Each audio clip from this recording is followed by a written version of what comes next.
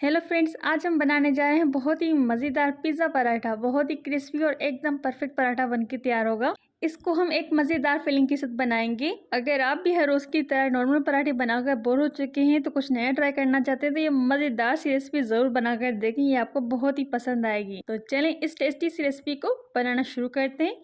तो रेसिपी शुरू करने से पहले अगर आप हमारे चैनल पे न्यू हैं तो फटाफट से कुकिंग विद रफिया को सब्सक्राइब कर दें। तो चलें फिर मज़ेदार से पराठे बनाना स्टार्ट कर लेते हैं।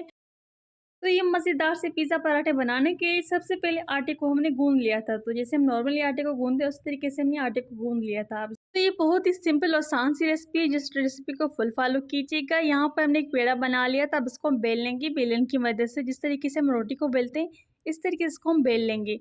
ना मोटी करेंगे और ना ही पतली करेंगे, दरमियान इसको हम बेल लेंगे इस तरीके से। तो यहाँ पर इसको हमने बेल लिया था। अब इसको हम प्लेट में रख देंगे ताकि दूसरी रोटी को भी अच्छी तरीके से हम बेल लें। तो इस तरीके से हम दूसरी रोटी को भी बेल लेंगे। तो यहाँ पर इसको हमने साइज़ एक की रखनी है। तो यहाँ पर हमने एक पेड़ा बना लिया था। अब इसको हम बेल लेंगे इस तरीके से। तो जितने आप पराठे बनाना चाहते हैं उस हिसाब से इसको बेल लीजिएगा। यहाँ पर इसके ऊपर हम लगा देंगे पिज़्ज़ा सॉस या फिर पास्ता सॉस। तो 1 से 2 चम्मच इसके ऊपर हमने लगा देना है पिज़्ज़ा सॉस।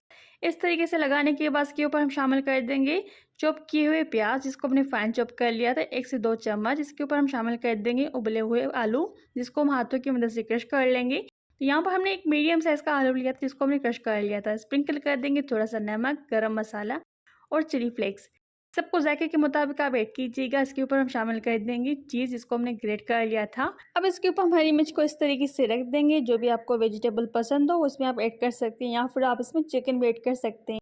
अब इसकी साइडों पर इस तरीके से ब्रश की मदद से हल्का सा पानी लगा देंगे और जो दूसरी हमने रोटी बनाई थी इसके ऊपर हम रख देंगे इस तरीके से और इसके हम किनारे सील कर देंगे इस तरीके से, ताकि जो हमारी स्टफिंग है, फिलिंग है, वो बाहर ना निकले। इस तरीके से सील करने के बाद इसके हम साइड कट कर देंगे तो ईज़िली इसका शेप भी बन जाएगा और ये अच्छी तरीके से सील भी हो जाएगा, ताकि हमारी जो स्टफिंग है वो बाहर नहीं निकलेगी। इस तरीके इसको हमने सील कर लिया था। अब इसके हम साइडें कट कर देंगे, जो एक्स्ट्रा डो होगी इस तरीके से कट कर लेंगे कटर की मदद से। तो बन गया ना मज़ेदार सा पराठा। तो चलें फिर इनको फ्राई कर लेते हैं। तवे को इस तरीके से गर्म करने के बाद इसके ऊपर हम शामिल कर दें 1 से 2 चम्मच ऑयल का। यहाँ पर आप देसी घी या फिर मक्खन का भी इस्तेमाल कर सकते हैं। पराठे को ऐड कर देंगे तवे पर और इसको मीडियम लो फ्लेम पर हम पकाएंगे। अब इसके ऊपर हम लगा देंगे बटर या फिर देसी घी। तो इससे फ्लेवर बहुत ही मज़े का आएगा पराठे का। देसी घी ऐड करने के बाद इसकी हम साइड चेंज कर देंगे, उसको मीडियम फ्लेम पर पकाएंगे ताकि इस तरीके से गोल्डन ब्राउन और क्रिस्पी पराठा हमारा बनके रेडी हो जाएगा। थोड़ा सा और इसमें ऐड कर देंगे देसी घी। इससे फ्लेवर बहुत ही मज़े का आएगा और हमारा पराठा बहुत ही क्रिस्पी बनके रेडी होगा। तो आप देख सकते हैं इसकी कलर कितनी अच्छी आ गई है पराठे की। ये अच्छी तरीके से गोल्डन ब्राउन हो चुका है। अब इसको मज़ीद थोड़ा सा हम फ्राई करेंगे, यानी कि इसको हम पकाएंगे। तो आप भी ये मज़ेदार सा पराठा ज़रूर ट्राई कीजिएगा। इसको आप आलू पराठा भी बोल सकते हैं, चीज़ पराठा भी बोल सकते हैं या फिर पिज़्ज़ा पराठा। तो इस तरीके से हम सारे पराठे बना के रेडी कर लेंगे। तो ये बहुत ही मज़े के हमारे पराठे बन के रेडी हो चुके हैं। तो चलिए फिर इनको फटाफट सर्व कर लेते हैं, बीच में इसको कट कर लेंगे। तो गर्मा-गर्म पराठे बनाएँ और एंजॉय करें फैमिली फ्रेंड के साथ। तो आप देख सकते हैं कितनी चीज़ें, कितनी मज़े के हमारे पराठे बन के रेडी हो चुके हैं। तो है ना सिंपल और आसान सी रेसिपी। तो इन मज़ेदार पराठों को हमने सर्व किया है गर्मा-गर्म चटनी के साथ, टोमेटो केचप के साथ या फिर इसको आप चाय के साथ भी सर्व कर सकते हैं। तो मज़े से बनाएं, मज़े से खाएं।